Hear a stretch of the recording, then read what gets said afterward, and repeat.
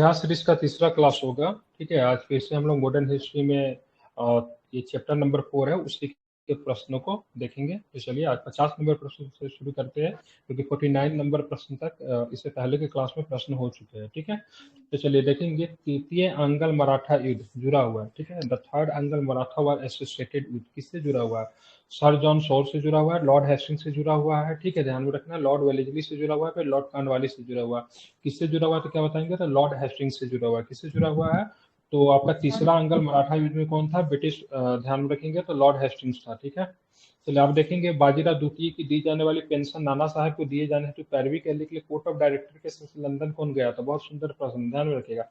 बाजीराव द्वितीय की दी जाने वाली पेंशन नाना साहब को दी जाने हेतु पैरवी के लिए कोर्ट ऑफ डायरेक्टर्स के समक्ष कौन गया था? आपको पता होना चाहिए, 1818 में मराठा साम्राज्य को समाप्त करके बाजीराव द्वितीय को बिठूर निर्वासित जीवन जीने के लिए भेज दिया गया था। ठीक है, उनके जो दत्तक पुत्र जो थे नाना साहब, उनकी पेंशन रुक दी गई थी, क्योंकि बाजीराव द्वितीय को जो पेंशन मिल रही थी, उनके दत्तक पुत्र को बजाबते से मिलना चाहिए, लेकिन नहीं मिल रहा था। इसलिए इनको पैरवी करने के लिए कोर्ट ऑफ डायरेक्टर के समक्ष लंदन कौन गया था? ये प्रश्न है, तो जरा इसको देखिएगा, इसका उत्तर क्या होगा। एक मिनट रुक जाएंगे, इसका उत्तर की बात करेंगे तो बताना क्या नाम है? अजीमुल्ला खान। ठीक है, ध्यान में रखेंगे। तात्या टोपे या फिर उमर पासा या फिर रंगो बापूजी, कौन गए थे तो क्या बताएंगे? तो उनका नाम था अजीमुल्ला शाह। ठीक है, अगर पूछेगा अकबर द्वितीय की पेंशन को बढ़ाने के लिए, मतलब उस समय मतलब ब्रिटिश सरकार के साथ मतलब उन्होंने संधि कौन किया, मतलब ब्रिटिश सरकार के सामने पैरवी कौन किया था अकबर द्वितीय के लिए? तो वहां पे आपका राजा राम मोहन राय हो जाएंगे।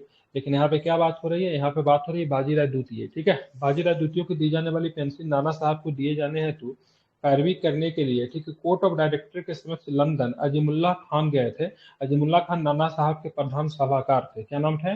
नाम क्या है इनका? अजीमुल्ला खान। ठीक है, अभी आप लोग क्या पढ़ रहे थे? अभी आप लोग पढ़ रहे थे अकबर द्वितीय, अकबर द्वितीय, लेकिन यहाँ से बहुत सारे प्रश्न ऐसे है जो कि बिल्कुल आपके नए मिलेंगे। ठीक है, चले हेक्टर मुंडो की बात करेंगे। तो बक्सर के युद्ध हेक्टर मुंडो का सही है, कोई दिक्कत नहीं है?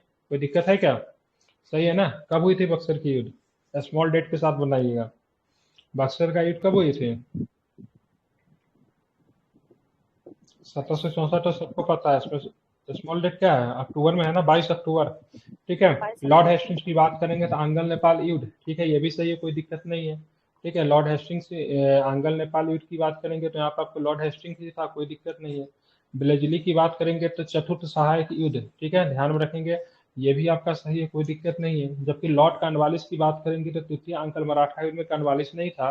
तृतीय अंकल मराठा युद्ध में कौन था? तो तृतीय अंकल मराठा युद्ध में कौन था? तो आपका लॉर्ड हेस्टिंग्स ही होगा। ठीक है, ध्यान में रखेंगे। अब यहाँ पे देखेंगे कौन कौन सा सही है। बक्सर के युद्ध में ब्रिटिश सेनापति की बात करेंगे तो बक्सर का युद्ध 1764 में हो जाएगा। उस समय कौन था?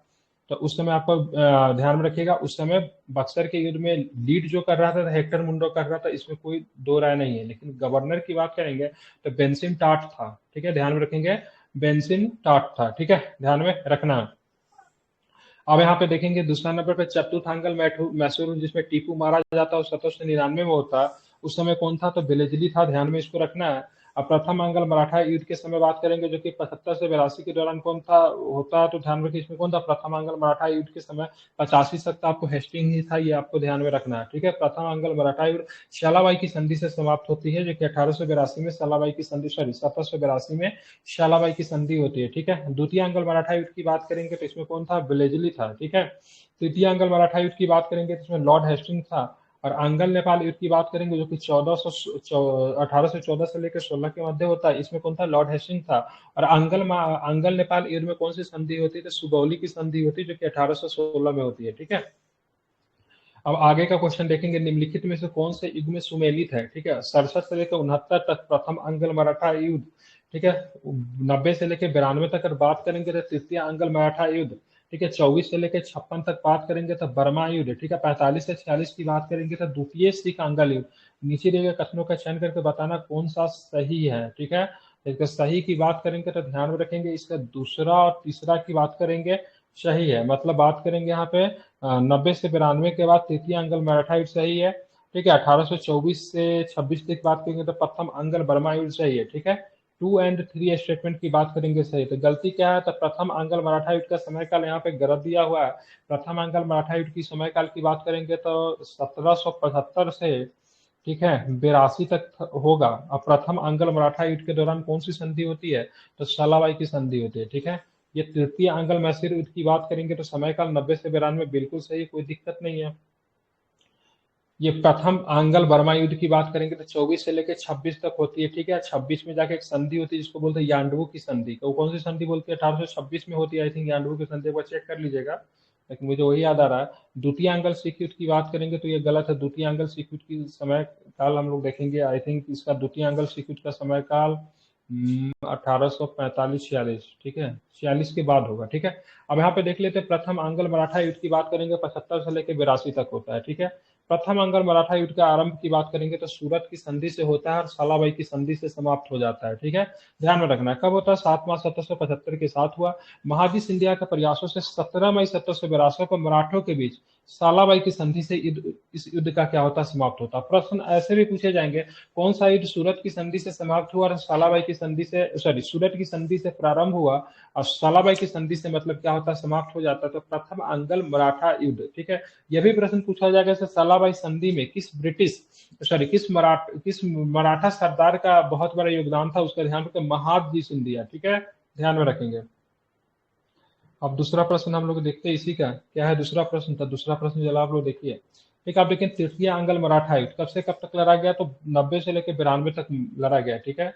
टीपू इसमें क्या होता? पराजित होता है। ध्यान में रखिएगा, अंग्रेजों में टीपू सुल्तान के बीच युद्ध हुआ जिसमें टीपू पराजित होता है और टीपू को दोनों बच्चों को कैद कर लिए गए थे। कितने पैसे टीपू को लौटाने के लिए युद्ध हर्जाना के रूप में कहा गया था, बताइए जरा।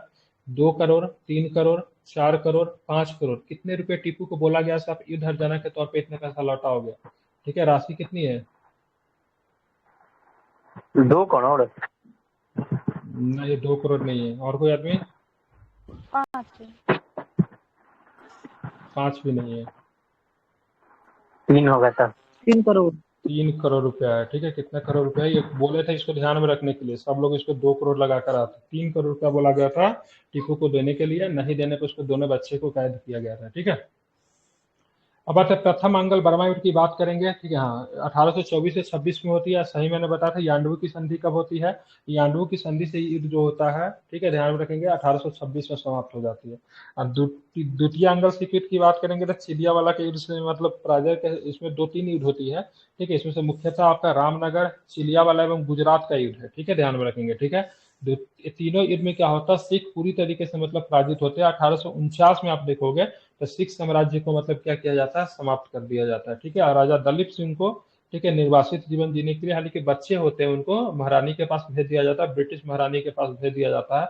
और राजा दिलीप सिंह जो थे, दलीप सिंह नॉट दिलीप सिंह, कभी वापस नहीं आते हैं। उनका सारा जीवन यूरोप में ही बीत जाता है। हालांकि उनकी मृत्यु फ्रांस में होती है, ठीक है। राजा दलीप सिंह की मृत्यु कहाँ पे होती है? फ्रांस में होती है, पेरिस में होती है, ठीक है। तो 1848-49 के अंतर्गत रामनगर, छलियावाला और गुजरात का युद्ध होता है, ठीक है, जिसमें सिख शक्ति पूरी तरीके से पराजित होती है। अब आगे का क्वेश्चन देखिए, निम्न से किसने भारत में अंग्रेजों का सर्वाधिक विरोध किया, ठीक है। ध्यान रखें, क्या हो जाएगा इसका आंसर? मराठा होगा। यूपीपीसीएस में प्रश्न पूछा हुआ है, मराठा ने अंग्रेजों का सर्वाधिक विरोध किया, ठीक है, ध्यान में रखना। भारत में अंग्रेजों का सर्वाधिक प्रबल विरोध मराठों के द्वारा किया गया, परंतु पानीपत के तृतीय युद्ध के पश्चात भारत में मराठों की श्रेष्ठता जो थी समाप्त हो गई थी, क्योंकि पानीपत के युद्ध में क्या हुए थे, सॉरी, पानीपत के तृतीय युद्ध में मराठे जो थे बुरी तरीके से पराजित हुए थे। किससे पराजित हुए थे? तो अहमद शाह अब्दाली से पराजित हुए थे। और ये भी कहा जाता है पानीपत के तृतीय युद्ध में ये भी कहा जाता है भाई साहब, पानीपत के तृतीय युद्ध ने ये साबित कर दिया कि भारत पे शासन कौन नहीं करेगा, ठीक है। तो इस युद्ध में पराजित होने पर मराठा सत्ता कमजोर हो जाती है। इस वजह से अंग्रेजों का बहुत अधिक तक आगे चल के विरोध नहीं कर पाती। लेकिन भारत में अंग्रेजों का सर्वाधिक प्रबल विरोध की बात करेंगे तो मराठे ने किया। इसके पास भारत में मराठों की श्रेष्ठता समाप्त हो गई, इसका अंग्रेजों ने लाभ उठाया। ब्लेजली ने 1802 में पेशवा को बसिन सहायक संधि करने के लिए बाध्य किया और 1818 में लॉर्ड हेस्टिंग्स ने मराठों का पुनः उन्मूलन करके भारत में ब्रिटिश सर्वोच्चता की मतलब स्थापना कर दी।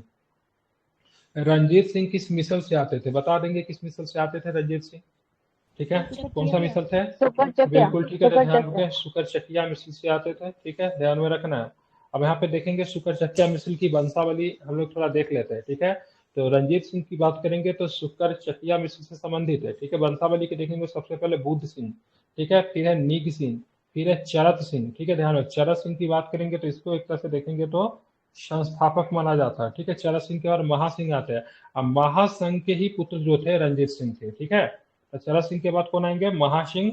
अब महासिंह के पुत्र जो थे रंजीत सिंह, राजा रंजीत सिंह ने एक सिख साम्राज्य की स्थापना की थी। इन्होंने महाराजा की उपाधि 1801 में धारण की थी। कब की थी? ध्यान रखिए, महाराजा की उपाधि की बात करेंगे तो इन्होंने धारण की थी। ठीक है, उनके बाद उनका जो उत्तराधिकारी जो हुआ, ठीक है, महाराजा के जो उत्तराधिकारी हुआ, रंजीत सिंह के जो उत्तराधिकारी हुआ, ठीक, 1839 में रंजीत सिंह की मृत्यु होती है और मात्र 10 वर्ष के बाद उनका राज्य जो है पूरी तरीके से मतलब क्या होता है, समाप्त हो जाता है। ठीक है, 1839 में इनकी मृत्यु होती है। ठीक है, उनके बाद उनके उत्तराधिकारी खदक सिंह है, ठीक है, शेर सिंह है और दिलीप सिंह है। दिलीप सिंह जो थे ये आपको देखेंगे ये सिख साम्राज्य के अंतिम राजा होंगे जो कि 1843 से लेकर 1849 तक रहेंगे। ठीक है, ध्यान में रखेंगे। हमें खडक सिंह का मतलब थोड़ा समय के लिए ननिहाल सिंह भी होता है। चांद कौर जो थी खडक सिंह की पत्नी थी वो भी रहती है, लेकिन मुख्य रूप से अगर बात करेंगे तो दलीप सिंह का नाम ध्यान में रखना है। ठीक है, तो राजा रंजीत सिंह के उत्तराधिकारी खडक सिंह, शेर सिंह और मतलब कौन हो जाएगा, दिलीप सिंह होंगे। ठीक है, दिलीप सिंह जो थे आखिरी शासक थे। इनके बाद इनको निर्वासित जीवन जीने के लिए ब्रिटेन में भेज दिया जाता है। ठीक है, चलिए, तो अगर पूछेगा संस्थापक कौन था तो चरण सिंह लेगा। चरण सिंह के बाद महासिंह आते हैं जो कि रंजीत सिंह के पिताजी थे। ठीक है, आप चलते आगे, देखते हैं आगे क्या प्रश्न है हमारा। ठीक है, निम्नलिखित में से किसने कहा था कि ईश्वर की इच्छा थी कि मैं सब धर्मों को एक निगाह से देखूं, इसलिए उसने दूसरी आंखें की रोशनी ले ली। स्टेटमेंट किसका स्टेटमेंट है, क्या बताएंगे? स्टेटमेंट जो है रंजीत सिंह का स्टेटमेंट है। ठीक है, किसने कहा था? तो इन्होंने रंजीत सिंह ने कहा था। महाराजा रंजीत सिंह ने कहा था कि ईश्वर की इच्छा थी कि सब धर्मों को एक निगाह से देखूं, इसलिए उसने दूसरी आंखें की रोशनी ले ली।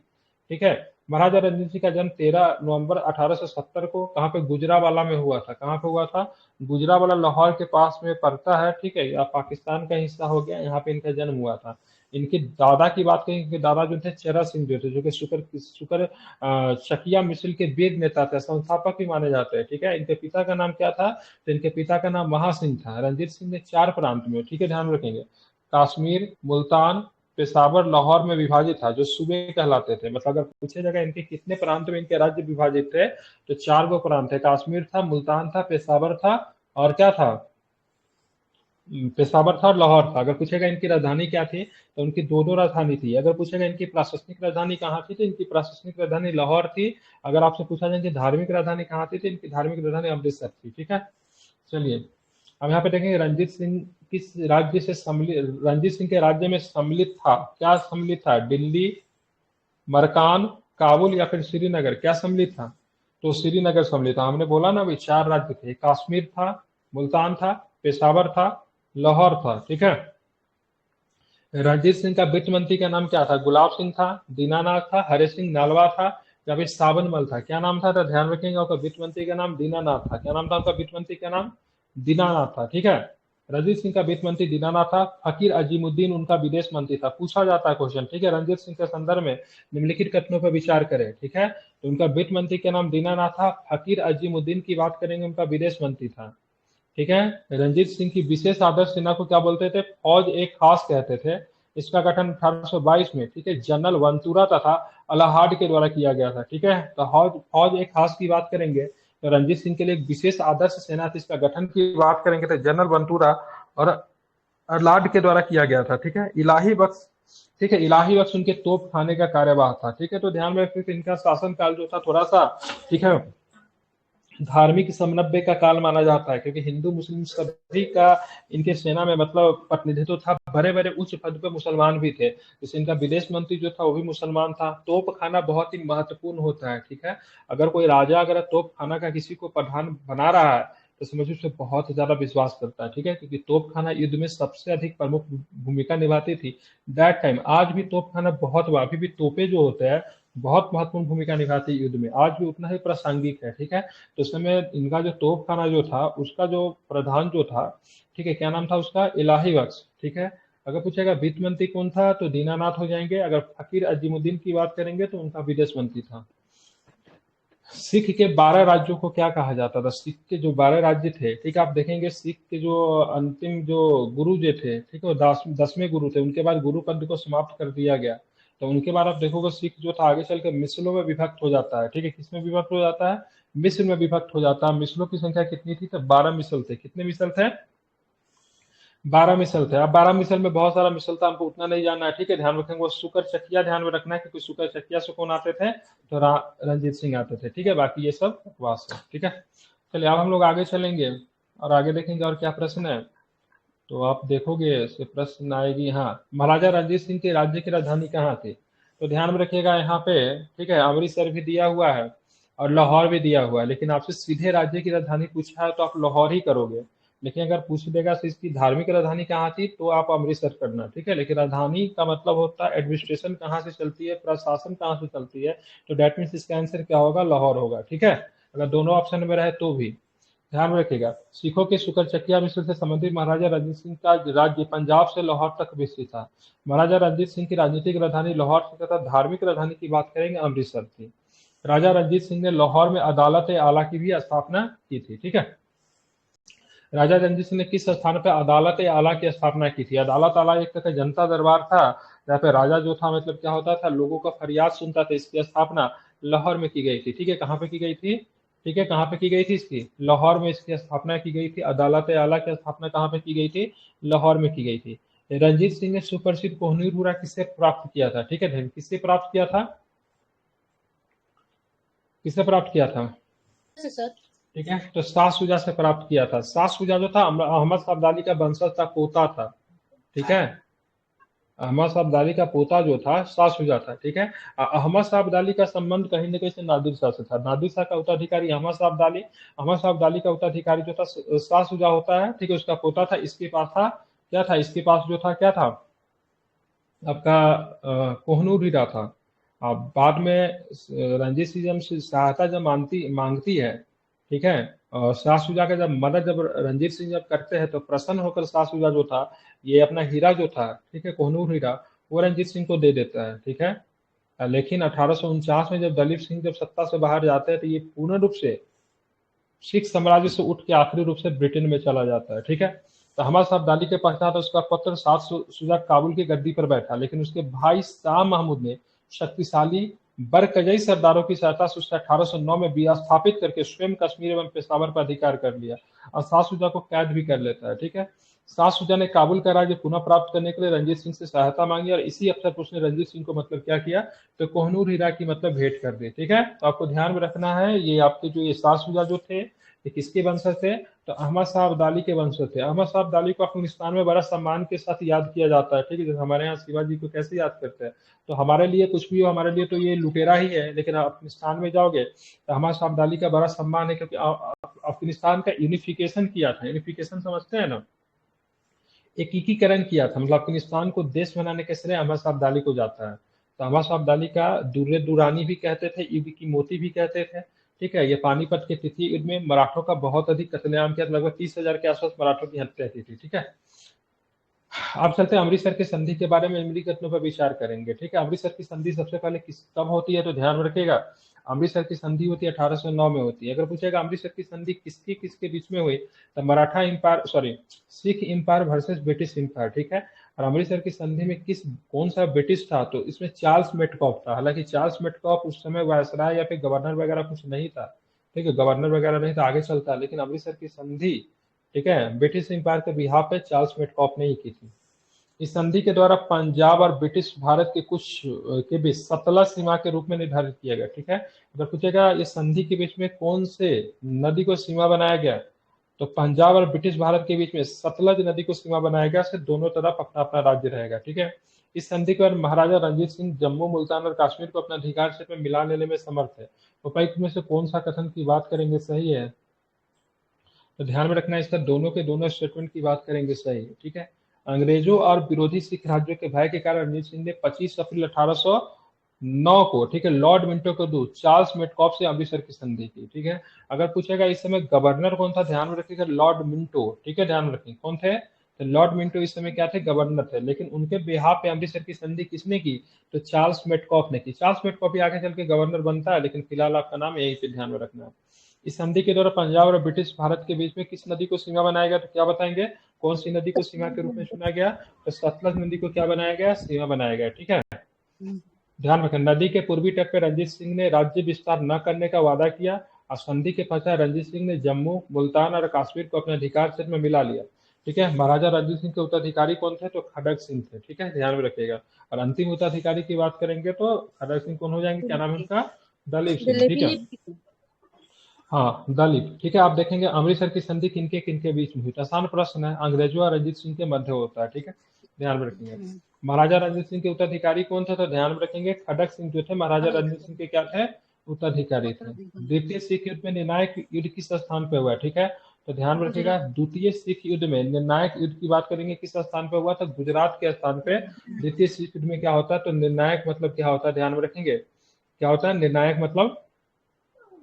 युद्ध होता है, ठीक है, याद रखेंगे आप लोग, ठीक है। अब देखेंगे द्वितीय आंग्ल सिख युद्ध की बात करेंगे 1848 से 49 के क्रम में अंग्रेज एवं सिखों के मध्य चिलियावाला के स्थान पर एक अनिर्णायक युद्ध हुआ, जिसमें किसी पर चिलियावाला युद्ध जो था, ठीक है, द्वितीय, ध्यान रखेंगे, सिख युद्ध के दौरान ही होता है, जिसमें किसी भी प्रकार का निर्णय नहीं निकलता है, जिसमें अंग्रेजों को भारी क्षति उठानी पड़ी, ठीक है। इसके पश्चात चार्ल्स नेपियर ने गुजरात के युद्ध में तोपों की सहायता से सिखों को निर्णायक रूप से मतलब क्या किया? पराजित किया। द्वितीय आंग्ल सिख युद्ध की बात करेंगे 1849 में सिखों पराजित होने पे 29 मार्च 1849 को घोषणा पर पंजाब का विलय कर लिया गया, ठीक है। तो पंजाब राज्य का विलय या फिर सिख साम्राज्य का विलय 1849 में किया गया 29 मार्च को। महाराजा दलीप सिंह को पेंशन दी गई और अंग्रेजों ने शासन संभाला। इस समय डलहौजी भारत का गवर्नर था। ये भी ध्यान रखिएगा, जिस समय सिख साम्राज्य को विलय किया जाता उस समय भारत का गवर्नर कौन था? तो डलहौजी था। कौन था? तो डलहौजी जो था, आई थिंक डलहौजी 48 में आता है, 56 तक आता था डलहौजी, ठीक है, 56 नहीं, सॉरी, 56 में तो हैंगिंग हो जाएगा, ठीक है, 56 में नहीं, 54 तक शायद आई थिंक होता है ये, देख लीजिएगा, समय नहीं आ रहा, लेकिन 48 में आता है, 54 55 के आसपास होगा, ठीक है। डलहौजी के पास इस विलय का कोई वैधानिक और नैतिक अधिकार नहीं था। मेजर इवांस, ठीक है, ध्यान में रखें, मेजर इवांस बैल ने, ठीक है, मेजर इवांस बैल ने, बैल नहीं है बेल होगा, ठीक है, इसे संगीन विश्वासघात बताया, ठीक है। तो इस संधि को मतलब सिख साम्राज्य को मिलाने के विषय में संगीन विश्वासघात बताया, ठीक है। भैरववाला की संधि के अनुसार अंग्रेज रेजिडेंट महाराजा दिलीप सिंह के राज्य का संरक्षक था। यदि कोई विद्रोह हुआ तो उसका उत्तरदायित्व अंग्रेजों का था, न कि मतलब क्या था? महाराजा का था, ठीक है। इस पे आरोप लगाया गया से मतलब महाराजा के राज्य पे, ठीक है, सिख साम्राज्य पे से मतलब विद्रोह किया है, ठीक है। तो सिखों ने विद्रोह किया था, लेकिन इसके रिस्पॉन्सिबल राजा दलीप सिंह न थे। कौन होंगे रिस्पॉन्सिबल? तो भाई सिख साम्राज्य होंगे, क्योंकि भैरववाल की संधि के बाद मतलब क्या था? एक ब्रिटिश रेजिडेंट रखना था सिख साम्राज्य के अंतर्गत, तो उसकी जिम्मेवारी पूरी होती थी, ठीक है, न कि मतलब किसका? राजा का दायित्व होता था, ठीक है। तो इसलिए मेजर इवांस बेल ने इसे मतलब संगीन विश्वासघात बताया है, ठीक है। चलिए आप देखेंगे प्रश्न क्या है, पंजाब ने सिख राज्य को किस वर्ष अंग्रेजी ईस्ट इंडिया कंपनी के अपने अधिकार में ले लिया? तो क्या बताएंगे कब होगा? तो 1849 में होगा, ठीक है। आप हमें ये बताओ 1849 में राज्य को तो ले लिया, इस समय कौन से वायसराय कौन होंगे 1849 में, या फिर गवर्नर कौन होंगे 1849 में? डलहौजी। कौन होंगे? डलहौजी, ठीक है, बहुत सुंदर। आप देखते आगे, ठीक है। पंजाब के विलय के पश्चात पंजाब पर शासन करने वाले निम्नलिखित कौन 3 परिषद का सदस्य नहीं था? 3 परिषद बनाया गया था, ठीक है। इलियट नहीं था, लॉरेंस नहीं था, जॉन लॉरेंस नहीं था, या फिर हेनरी लॉरेंस नहीं था, या फिर, ठीक है, रॉबर्ट्स मोंटगोमरी नहीं था। ध्यान में रखेंगे, ठीक है। तो इसका आई थिंक ऑप्शन के साथ इशू है, तो ध्यान रखें। लॉर्ड डलहौजी ने 1849 में पंजाब विलय के पश्चात वहां के शासन संचालन हेतु 3 सदस्यों की एक समिति गठित की, जिसके अध्यक्ष हेनरी लॉरेंस एवं 2 सदस्य जॉन लॉरेंस एवं चार्ल्स गेबरिन थे। कौन हो जाएंगे? चार्ल्स गेबरिन हो जाएंगे, ठीक है। तो हेनरी लॉरेंस तो सही है, कहाँ गया हेनरी लॉरेंस? ये भी सही है, ठीक है। जॉन लॉरेंस भी सही है, ठीक है। बाकी ये दोनों ऑप्शन गलत हो जाएंगे, ठीक है, ध्यान रखेंगे। तो कौन थे इसके? मतलब हेनरी लॉरेंस और जॉन लॉरेंस और चार्ल्स गेबरिन हो जाएंगे, ठीक है, ध्यान रखेंगे, ठीक है। 3 सदस्य में कौन कौन था जो कि सिख साम्राज्य को देखता है? हेनरी लॉरेंस था, जॉन लॉरेंस था, चार्ल्स गेबरिन मार्शल थे। हेनरी लॉरेंस को प्रशासनिक उत्तरदायित्व सौंपा गया, जॉन लॉरेंस को भू राजस्व का प्रबंध था। चार्ल्स मैसन, ठीक है, न्यायिक विभाग संभाला गया, ठीक है। चार्ल्स मैसन का नाम और भी कहीं पे आता है, ठीक है, इंडस वैली सिविलाइजेशन में साथ कहीं पे इसका नाम आता है, ठीक है। तो ध्यान में, चार्ल्स मैसन न्यायिक विभाग का प्रेसिडेंट बनाया गया था। स्पष्ट है कि एच.एम. एलियट और रॉबर्ट मॉन्टगोमरी, ठीक है, ध्यान के पंजाब पर शासन करने के लिए गठित 3 सदस्यीय परिषद का सदस्य नहीं थे। डेट मीन्स आपका बात करेंगे तो रॉबर्ट मॉन्टगोमरी भी गलत है, ठीक है, और एच.एम. एलियट भी आपका क्या है? गलत ऑप्शन है। मतलब इसमें 2 गलत ऑप्शन है, और यूपीपीसीएस के मेंस में ये प्रश्न आपको देखने को मिला है, बड़ा शानदार प्रश्न है, ठीक है।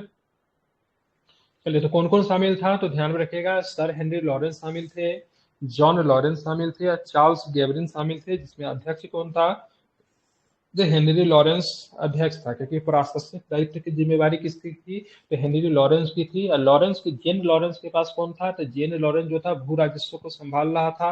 और न्यायिक विभाग कौन संभाल रहा था, न्यायिक विभाग का प्रेसिडेंट किसे, चार्ल्स गेवरिन को बनाया गया था। ठीक है, ध्यान में रखना इंपॉर्टेंट है। निम्नलिखित में से कौन डोगरा रणजीत सिंह के बेटे शेर सिंह के समर्थक थे, ठीक है, इनका नाम क्या था, ठीक है, गुलाब सिंह भी थे, ध्यान सिंह भी थे और सुच्चा सिंह भी थे। ठीक है, सबके सब डोगरा, ठीक है, इनमें से सबके सब डोगरा राजा थे, जो कि रणजीत सिंह के बेटे, ठीक है, शेर सिंह के मतलब क्या थे, समर्थक थे। डोगरा बंधु रणजीत सिंह के बेटे शेर सिंह के समर्थक थे। महाराजा गुलाब सिंह डोगरा जम्मू कश्मीर राज घराने के संस्थापक और, ठीक है ना, जम्मू और कश्मीर रियासत के पहले महाराजा थे। ठीक है, डोगरा राजवंश, ठीक है, इंपॉर्टेंट होगा, आगे हम लोग सुनेंगे, जैसे कि हरि सिंह के वगैरह के बारे में हम लोग जानते हैं, इसी के डोगरा ही थे ना, हरि सिंह डोगरा। ठीक है, उसी तरह गुलाब सिंह, ध्यान सिंह, ये सुच्चा सिंह, ये सबके साथ डोगरा बंधु थे। इसे किस वंश के, डोगरा राजवंश के संबंधित है। डोगरा राजवंश कहाँ पे था, कहाँ पे था डोगरा राजवंश, ठीक है, तो ध्यान रखिएगा, जम्मू कश्मीर में था। कहाँ पे था, जम्मू कश्मीर में आपको डोगरा राजवंश आपको देखने को मिलेगा। ठीक है, सिख साम्राज्य के अंतिम राजा की बात करेंगे, दिलीप सिंह थे, जो कि 38 से लेकर, गलत दिया हुआ। अच्छा, ठीक ठीक है, इनका मरने की तिथि दिया 1893 में, इनका मतलब शासन का प्रक्रिया ने इनके जीवन काल दिया हुआ। 1893 में बहुत ही मतलब नशे की हालत में, ठीक है, पेरिस के एक होटल में ये मरे हुए पाए जाते, मृत पाए जाते हैं। ठीक है, इनका वंशज अभी भी है। इन्होंने ईसाई धर्म को स्वीकार कर लिया था और ब्रिटिश लड़की से ही शादी इन्होंने कर लिया था, उसके बाद भारत कभी लौट कर नहीं है। 1849 में गया तो उसके बाद भारत कभी लौट कर नहीं है। ठीक है, क्योंकि जिन समय इनका जो हुआ था उन समय मात्र 11-12 साल के थे ये, ठीक है, मात्र 11-12 साल के ही थे। सिख साम्राज्य का अंतिम राजा की बात करेंगे, क्या था, तो दलीप सिंह की बात करेंगे, अंतिम राजा थे। ठीक है, चलिए, अब आगे आते हैं, देखेंगे 1817-18 सॉरी, निम्नलिखित में से किसने राजपूताना की देशी रियासतों के साथ 1718 की अधिनिष्ठ संधि और बातचीत की थी, किसने की थी, तो चार्ल्स मेटकॉफ ने की थी। ठीक है, बड़ा काबिल आदमी था चार्ल्स मेटकॉफ। ठीक है, लॉर्ड मिंटो प्रथम के बाद बंगाल का गवर्नर, लॉर्ड मिंटो प्रथम के बाद बंगाल का गवर्नर जो था, इसका लॉर्ड हेस्टिंग्स, ठीक है, वारेन हेस्टिंग्स नहीं है, लॉर्ड हेस्टिंग्स बनकर आया, जो कि 1813 से लेकर 23 तक 10 वर्षों तक रहेगा। ठीक है, वो ब्रिटिश आधिपत्य पे भारत पे थोपना चाहता था। इसके लिए मराठा और पिंडारियों का दमन आवश्यक था। अगर पूछेगा पिंडारियों का दमन किसके द्वारा किया गया, तो लॉर्ड हेस्टिंग्स के द्वारा पिंडारियों का दमन किया गया। पिंडारी कौन थे, तो पिंडारी मराठा सेना के अंतर्गत काम करने वाले सैनिक थे। ठीक है, उधर राजपूताना स्टेट से भी इनकी लगातार आक्रमण प्रभावित हो रहे थे, इसके लिए ब्रिटिश गवर्नमेंट राजपूताना स्टेट का साथ चाहती थी। ठीक है, इसलिए चार्ल्स मेटकॉफ ने राजपूताना की देशी रियासतों के साथ 1817-18 में एक अधिनिष्ठ संधि कर ली थी। सुंदर प्रश्न है, ध्यान में रखेंगे। निजाम उल की स्वतंत्र राज्य की स्थापना किया था। निजाम उल तो कहाँ पे थे, निजाम उल मुल्क, ठीक है, ध्यान में रखें, हैदराबाद में। ठीक है, इनको किलकिलिस खान के नाम से भी जाना जाता है। ठीक है, इनको आसफ जा भी कहते हैं। ठीक है, कौन बोलते हैं, आसफ जा भी कहते हैं। हैदराबाद के स्वतंत्र राज्य की स्थापना 1724 में हुई थी। कब हुई थी, 1724 में हैदराबाद की स्वतंत्र राज्य की क्या होती है, स्थापना होती है। किसने किया था, तो ब्रिटिश सूबेदार, ब्रिटिश बोल रहा हूँ, ठीक है, मुगल सूबेदार ही किया था, जिनका नाम था किलकिलिस खान। तो जो मुगल अधिकारी के द्वारा जिस राज्य की स्थापना किया जाएगी, वो सबके सब मतलब उत्तराधिकारी राज्य के तौर पे जाने जाते हैं। ठीक है, तो निजाम मुल्क के ध्यान में आपको रखना, मुगल बादशाह मोहम्मद शाह किलकिलिस खान को, ठीक है, आसफ जा और फारूक सियर ने मतलब खान खाना निजाम उल मुल्क, ठीक है, बहादुर फतेह जंग की उपाधि दी। तो ठीक है, तो ये प्रश्न पूछा जाता है, आसफ जा, आसफ जा की उपाधि, ठीक है, ध्यान रखें, मोहम्मद शाह ने किलकिलिस खान को दी थी। और उसको भी दिया था, क्या नाम है उसका, शहादत खान को भी दिया था। ठीक है, उसको भी मोहम्मद शाह ने ही उपाधि दी थी। ठीक है, तो इसको आसफ जा, उसको भी कोई जहां आसफ जा ही कि कुछ और भी उसको उपाधि दिया गया था, लेकिन मोहम्मद शाह ने ही दिया था शहादत खान को। याद नहीं आ रहा है एक्चुअली में, आगे प्रश्न होगा ही। लेकिन फारूक सियर ने खान खाना की उपाधि दी थी, या निजाम उल बहादुर फतेह जंग की उपाधि भी इनको मिली थी। तो हैदराबाद के स्वतंत्र राज्य की स्थापना 1724 में हुई थी। भारतीय इतिहास के संदर्भ में निम्नलिखित कथनों में से कौन सा कथन सही है। हैदराबाद राज्य से आरकोट की निजामत का उदय हुआ। विजयनगर साम्राज्य से मैसूर राज्य का उदय हुआ। रुहेलखंड का गठन अहमद शाह दुरानी द्वारा अधिकृत राज्य क्षेत्र से हुआ। बताना कौन सा स्टेटमेंट सही है। तो लास्ट वाला तो पूरे तरीके से सही है। ठीक है, और मेरे को एक मिनट, गलत पूछना है कि सही पूछना है। करेक्ट पूछ रहा है, ठीक है। मतलब कथनों में से कौन सा कथन सही है? तो हैदराबाद राज्य से अर्कोट का निजामत का उदय भी, ये सही लग रहा है। रुहेलखंड का गठन अहमद शाह दुरानी द्वारा अधिकृत राज्य से हुआ। रुहेलखंड, ये सभी गलत है। विजयनगर साम्राज्य से मैसूर राज्य का उदय हुआ। देखता हूँ क्या होगा इसका आंसर, पहला तो सही है। अब यहाँ पे देखेंगे, कर्नाटक राज्य से आरकोट की निजामत का उदय हुआ। कर्नाटक राज्य से आरकोट की निजामत का उदय हुआ। आरकोट कर्नाटक की राजधानी थी। स्वतंत्र कर्नाटक राज्य का संस्थापक कौन था? शहादतुल्ला खान था, ठीक है। शहादत खान नहीं था, शहादतुल्ला खान था। ये प्रश्न भी कई बार पूछा गया, ठीक है। कर्नाटक राज्य हैदराबाद रियासत के अधीन था, परंतु शहादतुल्ला खान ने यहाँ अपनी स्वतंत्र स्थिति मतलब क्या कर ली थी, कायम कर ली थी। विजयनगर, ध्यान रखें, विजयनगर साम्राज्य के पतन के पश्चात उसके अवशेषों पर स्वतंत्र मैसूर राज्य की स्थापना हुई। बिल्कुल ठीक है, इसको कोई दिक्कत नहीं है। और स्वतंत्र मैसूर राज्य अंग्रेजों के द्वारा विलय कब कर लिया जाएगा था? 1799 में कर लिया जाएगा, टीपू की मृत्यु के बाद। मैसूर में वाडियार वंश का शासन था, पता ही आपको। इस वंश के अंतिम शासक की बात करेंगे तो चिक्का कृष्णराज द्वितीय के शासनकाल में, चिक्का कृष्णा द्वितीय के शासनकाल में राज्य की वास्तविक सत्ता देवराज एवं नंदराज के हाथों में चली जाती है। और इसी को मतलब इसी को हटा के 1761 में आप देखोगे, ठीक है, तो कौन आ जाएंगे? हैदर आ जाएंगे, ठीक है। कौन आ जाएंगे? हैदर आ जाएंगे, ठीक है। अब देखेंगे, इसी समय हैदर अली जो मैसूर राज्य का सैन्य अधिकारी था, आंतरिक राजनीतिक कला का लाभ उठाकर शासन पे कब्जा कर लिया। और इस प्रकार कथन कथन और दोनों सही है, ठीक है। स्वतंत्र रुहेलखंड राज्य की स्थापना गंगा घाटी क्षेत्र में वीर दाद उसके पुत्र अली मोहम्मद खान के द्वारा किया गया था। तो यहाँ पे आप देखना है, यहाँ पे मैसूर राज्य का स्थापना जो होता है विजयनगर साम्राज्य के भूखंड पे ही होता है, ठीक है। और इस पे किस राजवंश का शासन होता है? वाडियार वंश का शासन होता है मैसूर पे। और जब 1799 में टीपू जब पराजित होता है चतुर्थांगल मैसूर युद्ध में, तो फिर से वहां पे वाडियार वंश के शासक चिक्का कृष्णदास तृतीय को, ठीक है, नॉट द्वितीय, तृतीय के, किस चिक्का कृष्णदास तृतीय को फिर से मतलब क्या किया जाता है? स्थापित कर दिया था। लेकिन किसके शासनकाल में, ठीक है, वाडियार वंश का सत्ता जो था वाडियारों के हाथों से निकल जाता था। चिक्का कृष्णदास द्वितीय के शासनकाल से निकलकर किसके हाथों में आ जाता है? तो हैदर के हाथों में आ जाता है। बताना है इनमें से किसने अंग्रेजी ईस्ट इंडिया कंपनी के कंट्रोल के खिलाफ बगावत नहीं की, ठीक है। हैदराबाद के निजाम ने नहीं किया, तमिलनाडु के पोलीगार ने नहीं किया, त्रावणकोर के दीवान ने नहीं किया, विजयनगरम का राजा ने नहीं किया। किसने नहीं किया अंग्रेजों के खिलाफ, किसने नहीं किया, ठीक है, बताना है। तो ध्यान में रखेंगे, हैदराबाद के निजाम जो थे वो अंग्रेजों के मतलब एक तरह से देखेंगे तो माउथ स्पीच थे, वो विरोध उन्होंने नहीं किया, ठीक है। क्योंकि अंग्रेजी ये पूछा हुआ क्वेश्चन है आपको 64वीं बीपीएससी में, प्रश्न को क्या किया गया है, पूछा गया है, ठीक है। अंग्रेजी ईस्ट इंडिया कंपनी के खिलाफ हैदराबाद के निजाम ने कभी भी मतलब क्या किया, विद्रोह नहीं किया था। हैदराबाद प्रथम राज्य था जिसने बेलेजली के सहायक संधि पे हस्ताक्षर किया था, यह भी प्रश्न पूछा जाता है। तो प्रथम राज्य का नाम बताया जो कि सहायक संधि पे हस्ताक्षर किया, ठीक है। जबकि 1794 में विजयनगरम के शासक ने विद्रोह कर दिया, ठीक है। उन्होंने कंपनी के विजयनगरम के राजा को अपनी सेना भंग कर देने और 3 लाख रुपए देने को विवश किया। इसी तरह 1805 में बेलेजली ने त्रावणकोर के महाराजा को सहायक संधि के लिए विवश किया। फलस्वरूप त्रावणकोर के दिमाग, ठीक है, बेली थिम्पू के विद्रोह के नाम से जाना जाता है। नाम ध्यान में रखेगा, ठीक है। अगर पूछेगा त्रावणकोर विद्रोह के नेता कौन थे, तो बेलू थम्पी जो थे त्रावणकोर विद्रोह के नेता थे। क्योंकि यहाँ पे त्रावणकोर के महाराजा पे सहायक संधि के जब दबाव जब डाला गया, तो बेलू थम्पी वहाँ पे बहुत पॉपुलर नेता थे। उन्होंने मतलब क्या किया, दीवान थे एक्चुअली में, दीवान just like the prime minister. और वित्त मंत्री, वित्तीय संबंधी सारा अधिकार इनके पास होता था।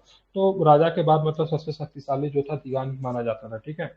उसके दक्षिण भारत में विशेषकर डिंडूगुल एवं मालाबार के पोलीगारों ने, पोलीगार जो थे किसान थे, ठीक है, ध्यान में रखेंगे। पोलीगार कौन थे? किसान थे, मुस्लिम किसान थे, ठीक है। उन्होंने नई भू राजस्व व्यवस्था का मतलब क्या किया, विरोध किया। उन्होंने मतलब क्या किया, आक्रमण कर दिया। ये पोलीगार जो थे मुख्यतः, जब टीपू जब सत्ता में थे तो ये काफी खुश थे, ठीक है। क्योंकि टीपू जो था इनके हिसाब से मतलब भू राजस्व प्रशासन को बनाया। लेकिन टीपू की हत्या के बाद 1799 में टीपू की जब हत्या हो जाती है, तो फिर नया भू राजस्व व्यवस्था को लाया जाता है, जिसके वजह से आप देखोगे तो काफी अधिक मतलब क्या होता है, लोग नाराज हो जाते हैं, विद्रोह कर देते हैं, ठीक है। हालांकि इनका विद्रोह जो था मतलब अंग्रेजों के साथ तो था, लेकिन हिंदू जमींदारों पे भी इन्होंने विरोध किया था, क्योंकि किसान थे। और सारी के सारी जमींदारी जो थी वहाँ पे किसके पास था, तो क्या बोलते हैं, हिंदू जमींदारों के पास था। तो इनका विद्रोह हिंदू जमींदार और साथ में, ठीक है, हिंदू जमींदार को सपोर्ट कौन कर रहे थे, तो ब्रिटिश तरह जमींदारों के समर्थक थे ब्रिटिश, तो ब्रिटिश के खिलाफ भी था। तो इस सबको आपको ध्यान में रखना है। लेकिन कभी भी निजाम ऑफ हैदराबाद ने कभी भी मतलब क्या किया, तो उन्होंने कभी विरोध नहीं किया, ठीक है, विद्रोह नहीं किया, ठीक है। अब आते the state of Hyderabad in Deccan officially accede to the Indian union in the year, ठीक है, कहने का दक्कन का हैदराबाद राज्य आधिकारिक से भारतीय संघ में किस वर्ष सम्मिलित हुआ, ठीक है। तो ध्यान रखिएगा 1848 में एक ऑपरेशन चलाया जाता है, इसको बोलते हैं ऑपरेशन पोलो, ठीक है। कौन कौन से थे? ऑपरेशन पोलो कहते हैं। क्या कौन सा ऑपरेशन कहते हैं? ऑपरेशन पोलो कहते हैं, ठीक है। ऑपरेशन पोलो, पोलो कहने का मतलब इसलिए क्योंकि उस समय हैदराबाद रियासत में पोलो का मैदान बहुत ही ज्यादा था, इसलिए ऑपरेशन पोलो चलाया गया भारतीय पुलिस के द्वारा, ठीक है। ध्यान रखिए, भारतीय पुलिस के द्वारा चलाया गया ऑपरेशन पोलो। हैदराबाद आज ब्रिटिश भारत की एक बड़ी रियासत थी। हैदराबाद के निजाम ने भारत में विलय से मना करके यथाशक्ति समझौता किया, परंतु वहां स्थिति बिगड़ने के कारण भारत ने वहां पे पुलिस कार्रवाई करनी पड़ी। इसके पश्चात 1848 में हैदराबाद भारत का आधिकारिक विलय हो गया, ठीक है। भारत सरकार इसको सैनिक कार्रवाई नहीं मानती है, इसको पुलिस कार्रवाई के रूप में ही जानती है 1848 वाले को, ठीक है। सर 1948 ना? हाँ सॉरी, 1948, ठीक है। अब यहाँ पे देखना है, मिलाना है, ठीक है, मिलाइए। 1870 से 75 में क्या हुआ था? प्रथम अंगल मराठा युद्ध हो जाएगा, होगा ना। प्रथम अंगल मराठा 75 से लेकर 82 तक चला था, तो इसमें क्या ए का क्या हो जाएगा? ए का ऑप्शन 3, 3। ठीक है। 1824 में क्या होगा? बर्मा के साथ हुआ था 1854 में युद्ध, बताइए। और कौन सा ऑप्शन? 1780 में 80 से लेकर 84 तक कौन चलेगा? द्वितीय अंगल मैसूर चलेगा, जिसमें टीपू और क्या नाम है उसका, हैदर दोनों शामिल था। अब प्रथम अंगल अफगान युद्ध की बात करेंगे 1838 में हो जाएगा, ठीक है। अब यहाँ पे देखिएगा 75 में कौन होता? प्रथम अंगल मराठा युद्ध होता, जो कि 75 से लेकर 82 तक चलेगा, सलाबाई की संधि होती है। द्वितीय अंगल मैसूर युद्ध की बात करेंगे तो 80 से लेकर 84 तक चलती है, ठीक है, जिसमें 82 में हैदर की मृत्यु हो जाएगी। प्रथम अंगल बर्मा युद्ध की बात करेंगे 1824 से लेकर 26 तक चलती है। 26 में किस युद्ध से मतलब प्रथम अंगल बर्मा युद्ध समाप्त होता है? कौन सी संधि होती है 1826 में? मतलब इतना अभी आ गया, यांडबू की संधि इतना बार आ गया लेकिन याद नहीं है। नहीं, यही जाके एग्जाम है, यांडबू की संधि 75 बार एग्जाम में पूछा होगा, अभी 3 बार बता दिया हूँ फिर भी याद नहीं हो रहा है। मतलब कहानी सुनते रहे, हमको लगता है कान में ईयरफोन लगा के फोन को कहीं भी रख के सब आदमी अपने अपने कुछ कुछ काम करते रहता है, मतलब ध्यान नहीं रहता है। बता दिया यांडबू की संधि 1826 में हुआ, तो वो भी नहीं, नोट भी नहीं करना और ध्यान से सुनना भी नहीं। 1838 में क्या होता है? प्रथम अंगल अफगान युद्ध होता है, ठीक है। अब आते हैं निम्नलिखित में से सही कालक्रम क्या है, ठीक है। टीटी ऑफ अमृतसर की बात करेंगे तो कब होता है? 1800, बताइए तारीख आप लोग बताइए जल्दी से। अमृतसर की संधि कब होती है?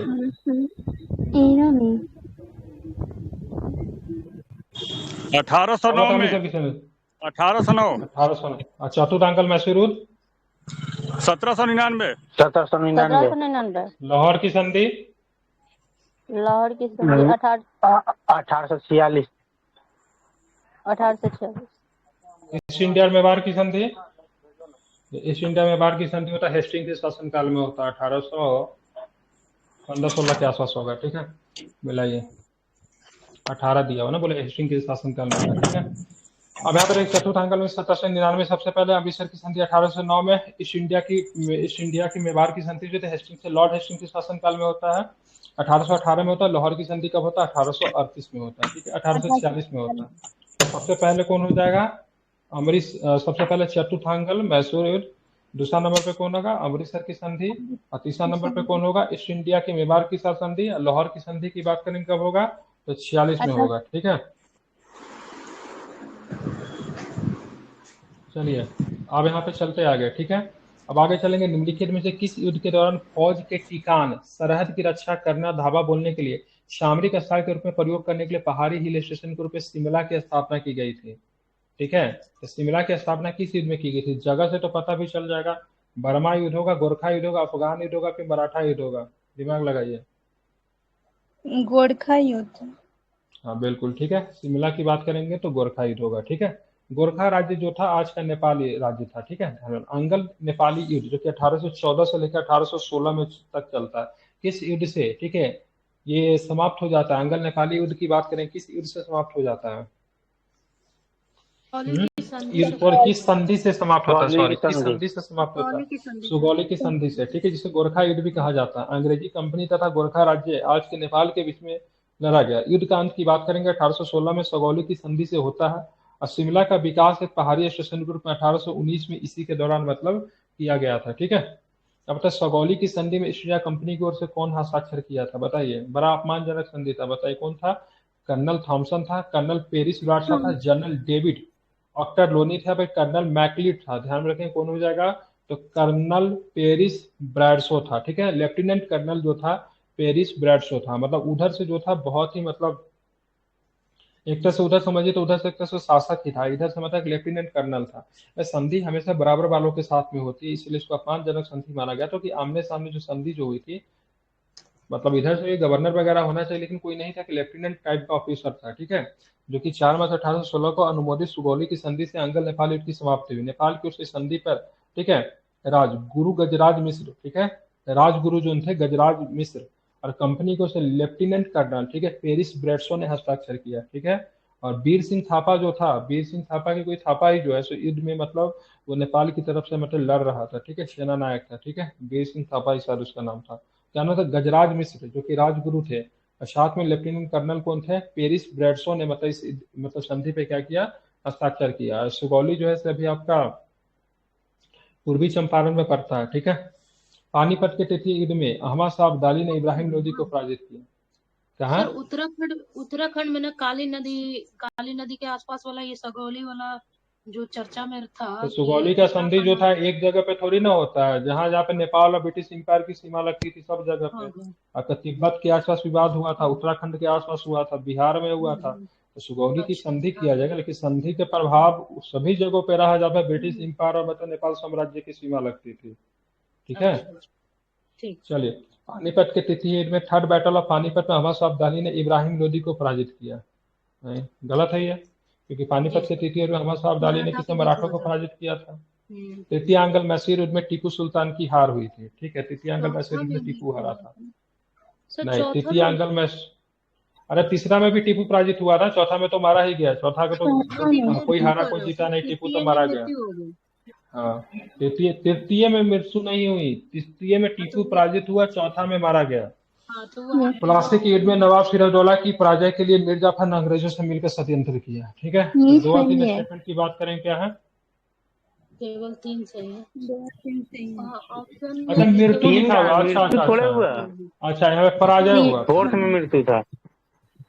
ठीक है। क्या होगा, तृतीय में क्या हुआ था, पराजय हुआ था, ठीक है, मृत्यु नहीं होगा, पराजय हुआ था, ठीक है। ये गलत हो गया, ठीक है, हम पराजय समझ रहे थे, केवल 3 सही है, ठीक है। देखिए पहला वाला का निष्कर्ष की बात करेंगे ना तो किसके फेवर में रहता है, तो पहला वाला का निष्कर्ष की बात करेंगे किसके फेवर में रहेगा, तो ध्यान में रखेंगे हैदर अली। तो हैदर पहला के तो फेवर में उन्हीं रहता है, का ठीक है, बिल्कुल। और दूसरा वाला की बात करेंगे तो दूसरा वाला जो था सो आपको ध्यान में अंग्रेज रखना है किसके फेवर में होगा, तो दूसरा अंग्रेज के वाला जो फेवर होगा में। किसी के फेवर में नहीं होगा, ठीक है, ध्यान में रखेंगे। दोनों एक दूसरे दूसरा के मतलब जीते हुए क्षेत्र को लौटा दिया जाता है, ठीक है। तीसरा वाला की बात दूसरा में करेंगे मारा ब्रिटिश के जाता है फेवर में। सर, हैदर अली मारा जाता है ना। मतलब मारा जाता, हैदर अली मारा नहीं जाता है, युद्ध में नहीं नहीं, मारा जाता, उसकी युद्ध में नहीं मतलब क्या मारा बोलते हैं, जाता है, नेचुरल उसकी मृत्यु मृत्यु हो होती है, जाती है। ठीक है। दूसरा जी वाला जी। के बारे में कहा जाता है किसी को भी एज नहीं मिला, इसका कुछ विशेष परिणाम नहीं मिला, एक दूसरे के जीते हुए क्षेत्र को लौटा दिया गया, ठीक है। लौटा दिया और गया। तीसरा वाला में क्या टूटा, होता ये है, ये दोनों तीसरा बहुत वाला जो, घायल हो गया था। हाँ कुछ दिन के बाद तो आयर किट की भी मृत्यु हो गई थी अगर देखे जाए तो। और तीसरा वाला की बात करेंगे, तीसरा वाला अपमानजनक था, जैसे पहला वाला ब्रिटिश के लिए काफी अधिक अपमानजनक था, उसके लिए तीसरा वाला मैसूर साम्राज्य के लिए अपमानजनक था, क्योंकि पहला वाला में हैदर ने अपने शर्तों पे संधि करवाई थी, और उसी तरीके से बात करेंगे तीसरा वाला में ब्रिटिश ने अपने शर्तों पे मतलब टीपू से संधि करवाई थी, 3 करोड़ रुपया भी लिया था, पैसा न देने के प्लस उसने दोनों बेटों को भी कैद कर लिया था, ठीक है। और चौथा वाला में तो मारा ही जाता है। चलिए, और पानीपत के तृतीय युद्ध की बात करें, अहमद शाह अब्दाली और मराठा के बीच में होता 1761 में होता। अगर पूछेगा नेतृत्व कौन कर रहा था, तो ध्यान में रखिएगा मराठा का औपचारिक सेनापति की बात करें विश्वास राव था। विश्वास राव जो था कि मतलब पेशवा का बेटा था, लेकिन जो वास्तविक सेनापति जो था पेशवा का चचेरा भाई था, सदाशिव राव भाव था, ठीक है। युद्ध में अपार क्षति के साथ मराठों की मतलब पूर्ण रूप से मतलब क्या होती है, पराजय होती है। तृतीय आंगल मैसूर युद्ध में टीपू पराजित हुआ, श्रीरंगपट्टनम की मतलब क्या होती है, संधि करने के लिए विवश हुआ, ठीक है। तीसरा वाला में टीपू सुल्तान की मृत्यु 1799 में चतुर्थ आंगल मैसूर युद्ध में होती है। प्लासी के युद्ध की बात करेंगे तो 1757 में बंगाल के नवाब सिराजदौला तथा अंग्रेजों के मध्य हुआ, लेकिन सेनापति मीर जाफर अंग्रेजों के सैन्य में शामिल होने के कारण मतलब क्या था, सिराजदौला जो था आपका क्या होता है, तो पराजित होता है, देवी और सजनों, ठीक है। अब आते मिलाना है आपको, ठीक है, मिलाइए। 1769 के बाद प्रथम आंगल मराठा युद्ध, 90 से 92 के बाद तृतीय आंगल मैसूर युद्ध, तो 90 से 92 के बाद तृतीय आंगल मैसूर युद्ध। 1824 में प्रथम आंग्ल बर्मा युद्ध, ठीक है। 1845-46 में द्वितीय आंग्ल सिख युद्ध में कुछ सही उत्तर चुनना है, बताइए कौन सा सही उत्तर। 2 3 बिल्कुल, तो ध्यान रखिए ये सही है, ये सही है, ठीक है। क्योंकि ये 67 से 69 के बीच में प्रथम आंग्ल मराठा युद्ध नहीं होगा, क्योंकि प्रथम आंग्ल मराठा युद्ध कब होगा, तो 1775 से लेके 82 तक होगा, ठीक है। ठीक है, ये जो है आपका ध्यान रखिए, प्रथम आंग्ल मराठा युद्ध में बता दिया 75 से लेके 82 तक होता है, ठीक है। सूरत की संधि के अनुसार कर्नल कीटिंग के नेतृत्व में अंग्रेजी सेना ने मराठों का मतलब क्या किया था, पराजित किया था। तो सूरत की संधि टूटने से मतलब क्या होता है, युद्ध की शुरुआत होती है, और सलाबाई की संधि से मतलब प्रथम आंग्ल मराठा युद्ध का मतलब क्या होता है, समाप्ति होता है, ठीक है। अब आते तृतीय आंग्ल मैसूर युद्ध की बात करेंगे तो 90 से लेकर 92 तक तृतीय आंग्ल मैसूर युद्ध था, अंग्रेजों एवं टीपू सुल्तान के बीच में, जिससे टीपू पराजित हुआ एवं श्रीरंगपट्टनम की संधि द्वारा युद्ध जो था समाप्त हुआ। प्रथम आंग्ल बर्मा युद्ध की बात करेंगे 24 से 26 के बीच में होता है, ठीक है, और ये लॉर्ड एमहर्स्ट के शासनकाल में लड़ा गया था, ठीक है। और उस समय जो संधि जो हुई थी, यांडबू की संधि हुई थी 1826 में, ठीक है। खूब पूछता है ये सब, बीपीएससी का सब फेवरेट क्वेश्चन है, संधि वगैरह युद्ध वगैरह ये सब खूब पूछता है, ठीक है। आई थिंक रहेगा ही 2-3 क्वेश्चन इस सबसे रहेगा आपको। और द्वितीय आंग्ल सिख युद्ध की बात करेंगे 1848-49 में होता है, रामनगर की लड़ाई होती है, चिलियावाला की लड़ाई होती है, गुजरात का युद्ध होता है। अगर पूछेगा द्वितीय आंग्ल सिख युद्ध में निर्णायक लड़ाई कौन सी थी, तो गुजरात की लड़ाई थी, ठीक है, ध्यान में रखेंगे। चलिए आप देखेंगे अंग्रेजों निम्न में से किस देशी रियासत को अंग्रेजों ने अपने क्षेत्र में नहीं मिलाया। सिंध का तो विलय किया ही था, अवध का तो विलय किया ही था, सतारा का विलय किया ही था, ग्वालियर आई थिंक इसका आंसर नहीं होगा, ठीक है। क्या होगा, ग्वालियर का विलय नहीं हुआ था, ठीक है, क्योंकि सिंध का विजय हो गया था 1843 में लॉर्ड एलनबरो के द्वारा, अवध का विलय हो गया था 1856 में, ठीक है, और सतारा का विजय आई थिंक 1848 में सतारा को जीत लिया गया था, ठीक है, व्यापगत के सिद्धांत के द्वारा मिला लिया गया था। अंग्रेजों द्वारा ग्वालियर रियासत का विलय नहीं किया गया था। सिंध का विलय एलनबरो के समय में कब हुआ था, तो 1843 में सिंध विजय हुआ था, ठीक है, ठीक है। सतारा का विजय की बात करेंगे, सतारा विलय कब हुआ था, 1848। और आई थिंक सतारा जो था पहला राज्य था जो लॉर्ड डलहौजी के व्यापक सिद्धांत का शिकार भी बना था 1848 में, ठीक है, ध्यान में रखेंगे, ठीक है। व्यापक के सिद्धांत से विलय प्राप्त करने वाला प्रथम राज्य जो थी कौन थी, सतारा ही थी, ये भी पूछा जाता है, ठीक है। चलिए इस सिद्धांत के तहत विलय होने वाला अन्य राज्य की बात करेंगे, जयपुर संभालपुर 1849 में, बघाट जो था 1850 में। कहाँ पड़ता था, किस राज्य में पड़ता था बघाट, बघाट की बात करेंगे तो कहाँ का राज्य होगा बघाट, मध्य प्रदेश। मध्य प्रदेश। मेरे हिसाब से आई थिंक बघाट हिमाचल प्रदेश में साथ पड़ता था, एक बार चेक कीजिए तो सर। उदयपुर की बात करेंगे, हिमाचल प्रदेश, ठीक है, उदयपुर की क्योंकि पूछा हुआ क्वेश्चन है। उदयपुर की बात करें 1852 में, झांसी से प्रश्न बहुत पूछा जाता है, ठीक है, झांसी 53 में था, ठीक है। नागपुर की बात करें 54 में था, करौली की बात करेंगे 55 में था, 56 में जो था अवध का विलय किया गया। अवध का विलय किया गया किस रिपोर्ट के अनुसार पे, तो कुशासन मतलब कुशासन के आधार पे मतलब अवध का क्या किया गया, विलय किया गया, ठीक है। और रिपोर्ट को तैयार किसने किया था, आउटफ्रॉम रिपोर्ट कहते हैं, ठीक है। पंजाब का विलय लॉर्ड डलहौजी के द्वारा 1849 में किया गया, ठीक है। तो ये सारे प्रश्नों को आपको क्या रखना है, ध्यान में रखना है। निम्नलिखित में से कौन सा युद्ध में सही सुमेलित है। बक्सर का युद्ध मीर जाफर के विरुद्ध क्लाइव गलत है, क्योंकि बक्सर के युद्ध में मीर जाफर के विरुद्ध क्लाइव नहीं था। पानीपत के युद्ध में मीर जाफर के विरुद्ध कौन था, क्लाइव था, ठीक है, पानीपत बोलना, और प्लासी की लड़ाई, ठीक है। बांडीबस का युद्ध फ्रांसीसी के विरुद्ध ईस्ट इंडिया कंपनी, ठीक है, कोई दिक्कत नहीं ना। अब आते हैं देखेंगे कौन सा हो जाएगा, चिलियावाला का युद्ध डलहौजी विरुद्ध मराठा, चिलियावाला का युद्ध डलहौजी के विरुद्ध मराठा है, ठीक है, ठीक है, ये भी सही है। चिलियावाला का युद्ध डलहौजी के विरुद्ध मराठा है, नहीं, डलहौजी के विरुद्ध मतलब क्या होगा, सिख होगा, नॉट मराठा, क्या होगा, सिख होगा, ठीक है। अब खुर्दा का युद्ध की बात करेंगे, निजाम के विरुद्ध ईस्ट इंडिया कंपनी, गलत है, ठीक है। खुर्दा के निजाम के विरुद्ध में क्या था, मराठे थे, ठीक है, याद रहेगा। अब चलता हूँ, ठीक है, सोल्यूशन बताता हूँ आपको। 1760 में अंग्रेजी सेना के ने सर आयरकेट के नेतृत्व में बांडीबास के युद्ध में फ्रांसीसियों को बुरी तरह से मतलब सशक्त की, ठीक है। और बुस्सी जो था बेचारा क्या होता, बुस्सी को अंग्रेजी सेना ने कैद कर लिया।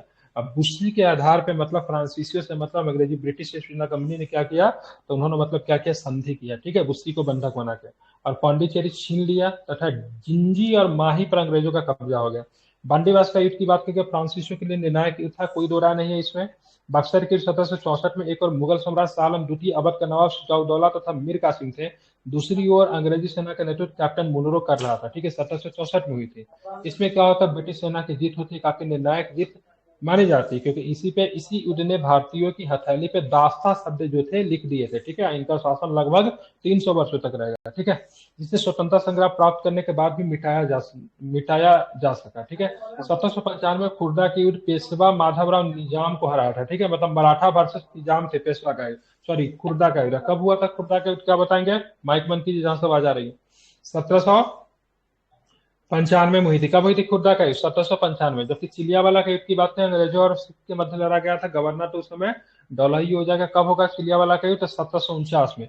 एक चिलियावाला का युद्ध था, एक गुजरात का युद्ध था, एक कौन सा युद्ध था? 3 को युद्ध लड़ा गया था ना, तृतीय आंगल, सॉरी ये वाला द्वितीय आंगल, ये सिख युद्ध जो हुआ था उसमें 3 लड़ाइयां थी। ठीक है, एक था गुजरात था, एक चिलियावाला था, एक कौन था? घरों वाला।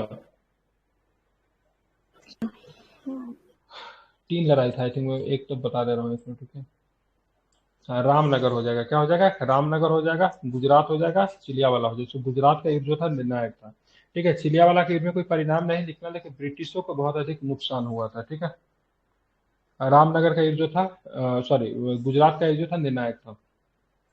प्रथम कर्नाटक युद्ध में पेरिस की संधि, तृतीय कर्नाटक युद्ध में ब्रिटिश की हार, द्वितीय कर्नाटक युद्ध अनिर्णायक, चतुर्थ मैसूर युद्ध में एक्सला-सेपल की संधि। तो बताना है इसमें से, मिलान करना है। तो प्रथम कर्नाटक युद्ध में कौन सी संधि होती है, बताइए? ठीक है, तो प्रथम कर्नाटक युद्ध में एक्सला-सेपल की संधि होती है, ध्यान में रखेंगे। ठीक है, द्वितीय कर्नाटक युद्ध में पेरिस की संधि होती है, तृतीय कर्नाटक युद्ध अनिर्णायक होता है, और चतुर्थ मैसूर युद्ध की, प्रथम मैसूर युद्ध की बात में ब्रिटिश इंडिया कंपनी की हार होती है। ठीक है, प्रथम मैसूर युद्ध में ब्रिटिश इंडिया कंपनी की हार होती है। दूसरा मैसूर युद्ध की बात करेंगे तो अनिर्णायक रहेगा, किसी की भी हार जीत नहीं होगी। तीसरा में मतलब क्या हो जाएगा? ब्रिटिश साम्राज्य की जीत होती है, टीपू की हार होगी।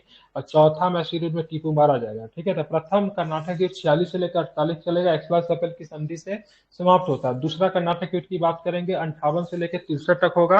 ठीक है, मुख्यतः 56 से 63, जैसे दूसरा कर्नाटक युद्ध जो था ना, सप्तवर्षीय युद्ध का परिणाम था। तो सप्तवर्षीय युद्ध 1756 से लेके 63 तक चलेगा। ठीक है, लेकिन भारत में युद्ध की प्रारंभ कब हो गया? तो 1858 में होता है, 2 वर्षों बाद होता है। ठीक है, तो कंफ्यूज मत होइएगा। पूछा जाएगा कौन सा युद्ध सप्तवर्षीय युद्ध का ही एक रूप था, तो दूसरा कर्नाटक युद्ध। सप्तवर्षीय युद्ध फ्रांस वर्सेस ब्रिटेन, इंग्लैंड में चल रहा था, भारत में उसी का दूसरा कर्नाटक युद्ध चल रहा था। ठीक है, तीसरा कर्नाटक युद्ध 49 से लेकर 54 तक निर्णायक रहेगा, और प्रथम मैसूर युद्ध 67 से लेकर 69 से ब्रिटिश की हार होती है। अब चलेंगे आगे। प्रथम आंग्ल बर्मा युद्ध एक संधि के द्वारा समाप्त हुआ था। कौन सी संधि थी? तो ध्यान रखें, कौन सी संधि थी? यांडबू की संधि थी। कब हुई थी संधि? तो ध्यान में रखेगा 1826 में होती यांडबू की संधि। ठीक है, ध्यान रखेगा। जिस समय ये प्रथम आंग्ल बर्मा युद्ध हुआ था, उस समय भारत के गवर्नर कौन थे? तो एमहर्स्ट थे। कौन थे? लॉर्ड एमहर्स्ट थे। ठीक है, प्रथम आंग्ल बर्मा युद्ध 1824-26 इसमें अंग्रेजों एवं बर्मा सरकार के मध्य लॉर्ड एमहर्स्ट के काल में हुआ, जिसमें बर्मा पराजित हुआ। ठीक है, फलस्वरूप यांडबू की संधि 24 फरवरी 1826 के साथ युद्ध समाप्त हुआ। इस संधि के प्रमुख तत्वावधान क्या थे?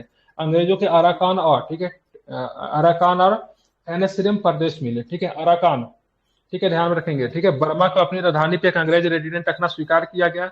असम की बात करेंगे, जयंतिया, कछार आदि क्षेत्रों पे बर्मा ने अपना अधिकार छोड़ दिया। ठीक है, तो असम भी दे दिया है, जयंतिया भी छोड़ दिया, कछार आदि क्षेत्रों पर बर्मा ने अपना अधिकार छोड़ दिया।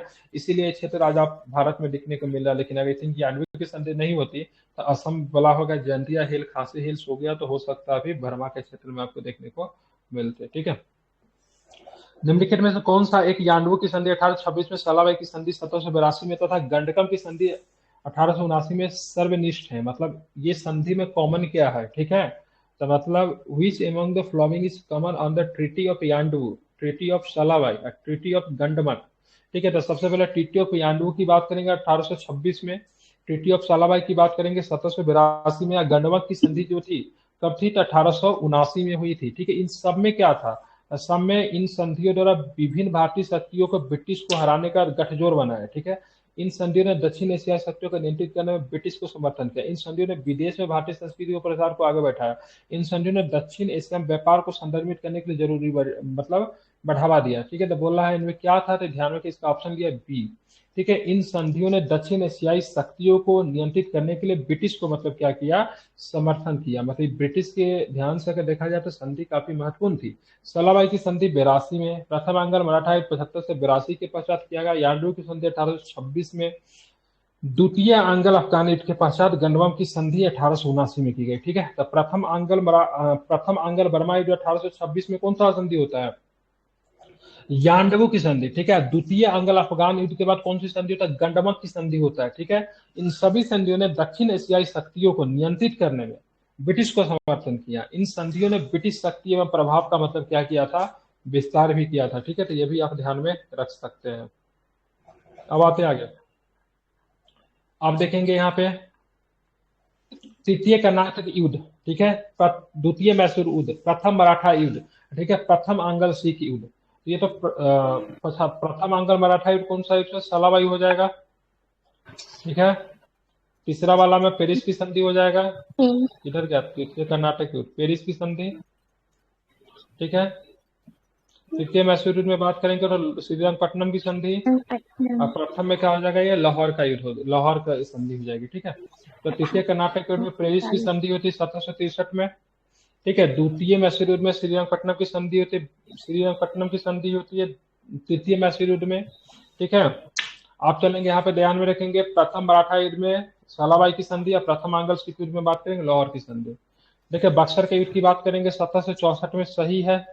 सब्सिडी अलायंस की बात करेंगे तो 1863 में। ठीक है, monopoly of east India company in India बात करेंगे 1833। ठीक है, opening trend of British nationalism and company, ठीक है, मतलब ब्रिटिश नागरिकों एवं कंपनियों के लिए खुला गया 1813 में। ठीक है, गलत कौन हो जाता है, सहायक संधि आपका 1863 की बात करेंगे तो कथन क्या है, गलत है, क्योंकि बक्सर का 1764 ठीक है। सहायक संधि 1798 हो जाएगा, क्या हो जाएगा, 1798 हो जाएगा। किसके शासनकाल में, तो बेलेजली आता है 1798। सहायक संधि की शुरुआत करता है, कब तक रहेगा बेलेजली, तो 1805 तक रहेगा। ठीक है, ब्रिटिश नाम मतलब कंपनी के एकाधिकार को अगर कहेंगे समाप्त कर दिया गया था, 1813 में समाप्त कर दिया गया था, लेकिन चाय के साथ। ठीक है, चाय प्लस चीन के साथ छोड़ के, ठीक है, सभी के लिए मतलब क्या किया गया, तो पूर्वी देशों के साथ व्यापार दे दिए गए। ठीक है, 1833 में पूरी तरीके से समाप्त कर दिए जाते हैं। अब आते हैं ट्रीटी ऑफ इलाहाबाद कब हुआ था, तो ट्रीटी ऑफ इलाहाबाद की बात करेंगे 65 में। मंगलौर की संधि की बात करेंगे, सलाबाई की संधि कब हुई थी, 82 में। मद्रास की संधि कब हुई थी, मद्रास की संधि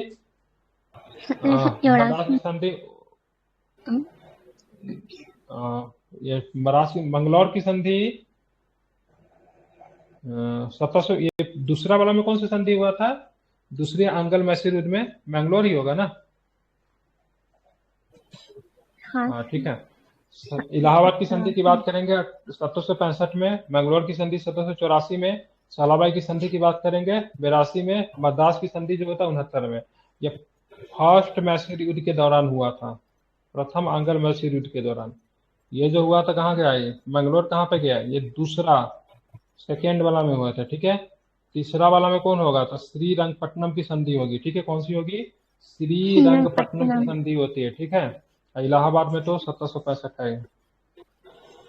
आप चलेंगे द्वितीय आंग्ल मैसूर युद्ध का समयकाल कब से कब तक होगा, 80 से 84। द्वितीय आंग्ल मैसूर के 80 से 84। ठीक है, कोई दिक्कत नहीं है। और बताना है द्वितीय आंग्ल फ्रांसीसी युद्ध का समयकाल कब से होगा, द्वितीय आंग्ल फ्रेंच युद्ध। ठीक है, ये तो मराठा वाला होगा 1803 था। ठीक है, चलिए इसका यहाँ पे देख लेते हैं। अब यहाँ पे देखेंगे क्या होगा, तो द्वितीय आंग्ल मैसूर युद्ध की बात करेंगे 80 से 84, 80 की 84 सही है। द्वितीय आंग्ल फ्रांसीसी युद्ध 50 से लेकर 54 तक। ठीक है, द्वितीय आंग्ल मराठा युद्ध 3 से लेकर 5 तक होता है, क्योंकि बसिन की संधि 1802 में टूटती है। ठीक है, अब बसिन की संधि के टूटने से आंग्ल मराठा युद्ध जो था प्रारंभ हो जाता है। अब द्वितीय आंग्ल अफगान युद्ध की बात करेंगे 78 से लेके 80 तक होगा, लिटन के शासनकाल में होता है। ठीक है, दक्षिण भारत में 18वीं शताब्दी में अर्काट राज्य की निम्नलिखित विशेषताओं में से कौन सी सही नहीं थी। ठीक है, मतलब state of Arcot 18th century South India, मतलब कौन सा स्टेटमेंट जो है उसके फीचर के बारे में करेक्ट है, चुनना है। अर्काट शासक राजवंश के संस्थापक दाऊद खान पन्नी और शहादतुल्लाह खान थे। ठीक है, ध्यान में रखना है। उसके बाद 1740 से अर्काट इंग्लिश और डच ईस्ट इंडिया कंपनियों के बीच दीर्घकालीन संघर्ष का स्थल रहा। 18वीं शताब्दी में विकेंद्रीकरण अर्काट राज्य की एक प्रमुख विशेषता थी। ठीक है। दक्षिण भारत में उस समय उभरने वाला दूसरा मुख्य राज्य की बात करेंगे तो मैसूर था। बताना कौन सा स्टेटमेंट की बात करेंगे तो सही है, तो इसका लिया है कौन, लिया है बी, मतलब 1 2 4 की बात करेंगे आपका सही है, मतलब 1 2 4 मतलब तीसरा वाला स्टेटमेंट गलत है। 18वीं शताब्दी में विकेंद्रीकरण अर्काट राज्य की प्रमुख विशेषता थी, ये वाला स्टेटमेंट, मतलब सत्ता का डिसेंट्रलाइजेशन नहीं था, दैट इज सेंट्रलाइजेशन ही रहा होगा। ठीक है। अर्काट के शासक राजवंश के संस्थापक दाऊद खान पन्नी और सदाउतुल्ला खान थे। ठीक है, ध्यान रखेंगे। दक्षिण भारत में उस समय उभरने वाला दूसरा मुख्य राज्य की बात करेंगे मैसूर था। ध्यान होगी 1740 में अर्काट इंग्लिश और डच ईस्ट इंडिया कंपनियों का दीर्घकालीन संघर्ष का मतलब क्या रहा, स्थल भी रहा। ठीक है, तो ध्यान रखिएगा। इसी के साथ मतलब क्या होता था आपका जो ये चैप्टर नंबर 4 जो था, ठीक है, क्या था, चैप्टर नंबर 4 जो था आपका क्या होता, समाप्त होता है। ये चैप्टर बहुत ही ज्यादा महत्वपूर्ण है। 100 प्रश्न आपको आई थिंक इसमें थे, नहीं कितने प्रश्न थे, 91 प्रश्न थे। मैं गारंटी के साथ कहता हूं से 2 से 3 प्रश्न आपको केवल इस चैप्टर से आपको एग्जाम में आपको दिखेंगे। ठीक है, 2 से 3 प्रश्न की बात करेंगे आपको एग्जाम में, आपको यहाँ